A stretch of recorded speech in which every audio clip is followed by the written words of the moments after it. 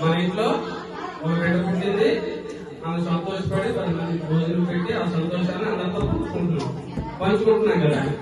మరి మన పరమాత్మ అయిన శ్రీకృష్ణ భగవానుడు ఏదైనా లేని చెప్పాలంటే మనం చిన్ననాటి సంగతులు చెప్పుకుంటాం. జోగ పాట కానీ లాలి పాట కానీ మనం శ్రీకృష్ణ భగవాన్ గురించి పాడుకుంటాం. మరి మన సనాతన సాంప్రదాయం, మన విలువలు ఇవన్నీ మన రానురాల కాలంలో మర్చిపోతున్నాం. అమ్మ ఉయ్యాల ఎవరైనా పాట పాడండి అంటే నువ్వు పాట పాడు, నువ్వు పాట పాడు, నువ్వు పాట పాడు అంటే వెనక్కి వెళ్ళిపోతుంది పాట. పాటలు ఎవరు ముందు రావట్లేదు. అలా కూడా అలా ఏమవుతుందంటే ఆ పాట పాడేవాళ్ళు కూడా ఎవరు పెద్దవాళ్ళే ఉంటున్నారు. ఇప్పుడు వయసు వాళ్ళు ఎవరు ఉండట్లేదు. సో నేనేమవుతున్నానంటే అందరూ నేర్చుకోవాలి, సాంప్రదాయాన్ని అందరూ ముందుకు తీసుకెళ్ళాలి.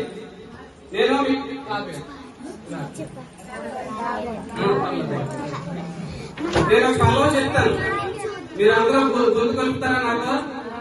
నేను పాడతాను.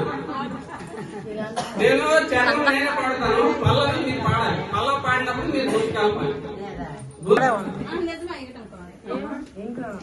అటు తీసుకోవడం కాదు, అందరూ పాడాలని చెప్తాను. నేను మై పట్టుకుంటాను. ఒకసారి నేను పాడతాను పల్లవి, మీరు పాడండి. జో అచ్యుతానంద జో జో ముకుంద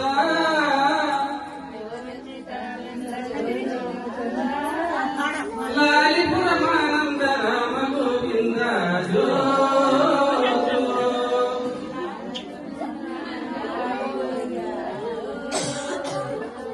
ఇది పల్లవి. నేను చరణాలు పాడతాను, మీరు పల్లవి కలపాలి. పల్లవికి మీరు గొంతు కలిపితే పాట హిట్ అయిపోవాలి. అవుతుందా? గొడవ ఎవరు చేయొద్దు దయచేసి. పిల్లలు అందరూ సైలెంట్ ఆలోచించండి. స్టార్ట్ చేస్తాను. ఇక్కడ చాలా మంది అందరికి నోరు లేకపోలేదు. అందరూ కలపండి. నేను ఆ పల్లవి కూడా నేను పాడుతాను, అది కూడా మీరు ఎనగదు పాడండి. నా ఎనగదు పాడి సరిపోదు.